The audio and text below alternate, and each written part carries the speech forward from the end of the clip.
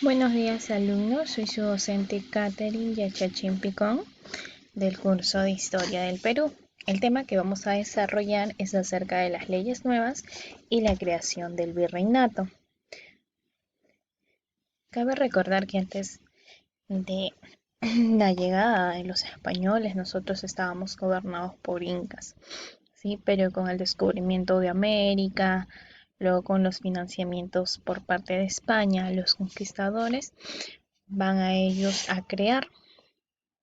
eh, a crear el virreinato en 1542 y en el Perú se va a instaurar en 1544 otra forma de gobierno o régimen, ¿sí? De gobierno que la máxima autoridad metropolitana era el virrey. Posteriormente, la autoridad local que se encontraba en el virreinato viene a ser la persona que gobierna e informa al rey acerca de los acontecimientos, de las riquezas, los tributos, la educación de los indígenas. Sí que van a ser los encargados o gobernantes locales o máximas autoridades de los gobiernos locales que van a ser los virreyes. Tenemos aquí la conquista a encomendadores. Con la conquista de las nuevas tierras va a surgir la necesidad de poblar los territorios recién anexados. Por ello, la corona española va a otorgar privilegios a los conquistadores y el principal beneficio es entregarle una encomienda. Pero vamos a ver, ¿qué es una encomienda? Es la institución que tiene sus orígenes en Europa medieval.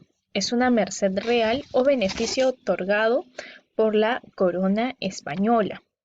La encomienda americana es el reparto de indios. Era la recompensa que se le va a entregar a quienes habían prestado los servicios militares en América. El encomendero recibe el derecho al servicio personal y es el encargado de cobrar los tributos de los grupos indígenas asignados a su cargo o repartidos por parte de la corona española. A cambio, el encomendero, con ese tributo recogido, se va a encargar de evangelizar y de la protección de los indios o indígenas. Por ejemplo, ¿no? Con ese dinero tenían que pagar a los doctrineros, quienes eran los que lo educaban con relación a la religión, a los indígenas. Tenemos aquí que los indígenas dejaron de ser dueños de su vida y pasaron a ser dependientes de un encomendero, la cual le debían obediencia. Y estos encomenderos también eh, usaron el maltrato y no consideraron los derechos que podía tener la persona, al igual de ser igual, tener una ideología o una religión diferente, pero sin embargo no éramos tratados de la misma manera en ese entonces. Tenemos aquí la importancia de la encomienda porque es importante para España organizar el virreinato. Vamos a ver que durante las primeras décadas, gracias al otorgamiento de las encomiendas, los conquistadores y sus descendientes, que eran, por ejemplo, van a ser los encargados de acumular grandes fortunas y sentirse así dueños de nuevos territorios.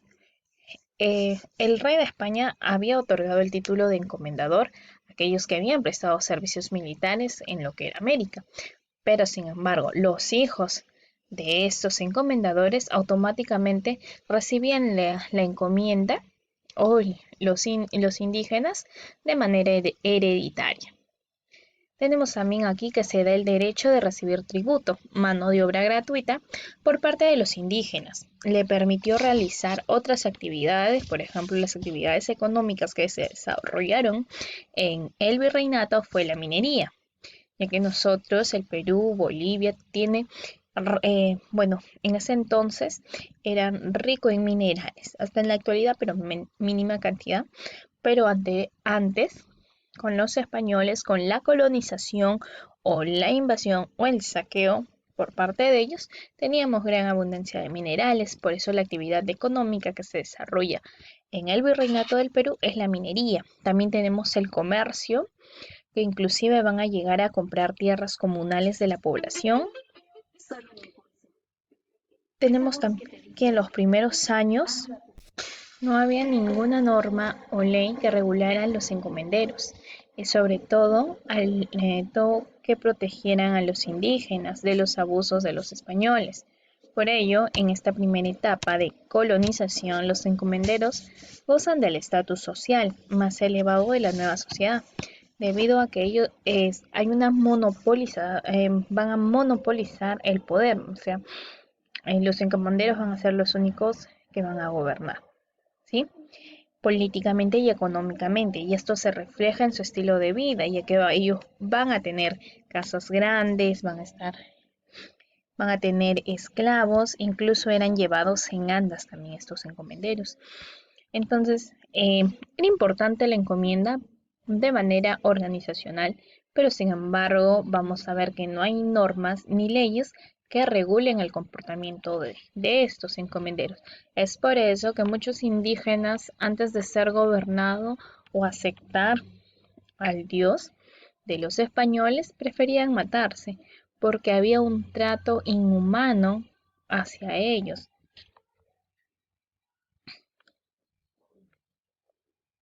Aquí vamos a ver la corona española y la defensa de los indígenas, junto al crecimiento poder de los encomenderos, que era un motivo de preocupación. Surge un debate, ¿no? Bartolomé de las Casas menciona sobre la defensa de los derechos de los indígenas, que al igual los indígenas son personas, son humanos que tienen derecho, y entonces hay que tratarlo como tal. Y estas personas deben de ser respetadas también. Entonces, la gravedad de la situación de los indígenas obliga a que la corona española a encontrar otra manera de seguir con la colonización. Por ello, Carlos I de España, o conocido también como Carlos V de Alemania, va a ordenar que una junta de consejeros decida un método mejor para la colonización. Ante esta junta se van a presentar los religiosos Juan Gines de Sepúlveda y Bartolomé de las Casas. Y vamos a ver qué plantea cada uno de estos personajes. Uno en defensa de los indígenas y que se pueda respetar, y el otro en contra. Eso ahí tenemos planteamiento de Juan Gines de Sepúlveda en su obra de Tratado de las justas causas de la guerra contra los indios. Él va a considerar que era legítimo el uso de la fuerza para conquistar y evangelizar a los indios, cuando en realidad no es así. Considera a los indígenas como bárbaros, y para él la religión andina era monstruosa, sacrificios humanos, ya que había, pero sin embargo, el trato a los indígenas va a ser inhumano. Lo mismo, pero él justifica o plantea en su obra Tratado de las justas causas de la guerra contra los indios, plantea eso, ¿no? Que no es que la religión de los indígenas era monstruosa, pero vamos a ver a un personaje que sí se preocupó por el bienestar de los indios, ya que todos somos. Tenemos planteamiento de Bartolomé de las Casas. Su obra es Apologética Histórica Sumaria. Aquí él va a sustentar que los indígenas eran seres racionales, pero van a ser con sus propias expresiones culturales, ya que ellos viven en un territorio de España y, por ejemplo, los españoles netamente tienen una forma de aprender, tienen una religión, al igual que los indígenas, ¿no? Y él va a argumentar que la sociedad andina se regía por una escala de valores, ya que castigaba desde el adulterio hasta el asesinato, y que mostró preocupación necesitados. Vamos a ver el fin de las grandes encomiendas. Para poder de los encomenderos, la corona española decide que el Perú debía establecerse nuevas autoridades que organicen y dirijan a la nueva sociedad, y es así que el 20 de noviembre de 1542 expidió en Valladolid un conjunto de disposiciones llamadas leyes nuevas que concernían a diversos aspectos como la administración política y económica de los nuevos reinos. A continuación te presentamos algunas disposiciones de las leyes nuevas que no fueron aceptadas por los grandes encomenderos. Se reconocía a los indios como vasallos de la corona, que le debían obediencia a la corona española. Prohibición del servicio personal sin pago y la esclavitud de los indios. Moderar el trabajo de los indígenas. Aquellos españoles que los hayan maltratado perderían sus encomiendas. Debemos quitar las encomiendas de quienes hubiesen participado con la muerte de Diego de Almagro y el Viejo, ¿sí? Almagro el Viejo. El tributo del encomendero debía ser inferior al que pagaban a sus curacas en el tiempo del Tahuantinsuyo. Las encomiendas dejaban de ser hereditarias, es decir, al morir los encomenderos, este beneficio volvía a la corona y la corona designaba quién iba a ser el encomendero, ya no iban a ser sus hijos. Cualquier disputa entre españoles solo debía ser resuelto por representantes del rey, estando prohibido hacer justicia con su propia mano. Entonces, esos fueron el fin de los encomenderos y vamos a tener las leyes nuevas que crearon un nuevo sistema de gobierno. Con ello crearon el virreinato que se creó en 1542 en España, pero en el Perú se va a llegar a instaurar en 1544. El Perú dejó de ser gobernado para convertirse en un gran virreinato. Se designó a Blasco Núñez de Vela como el primer virrey del Perú, quien va a llegar aquí al Perú en marzo de 1544, con la misión de hacer cumplir las disposiciones recién promulgadas. Al llegar, funda la Real Audiencia de Lima, máximo tribunal de justicia en América.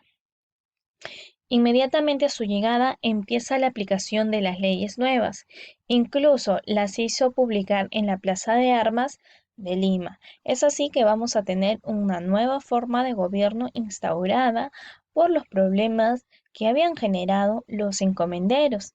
Ya sabemos que los españoles llegaron en 1532, ¿sí? A colonizarnos.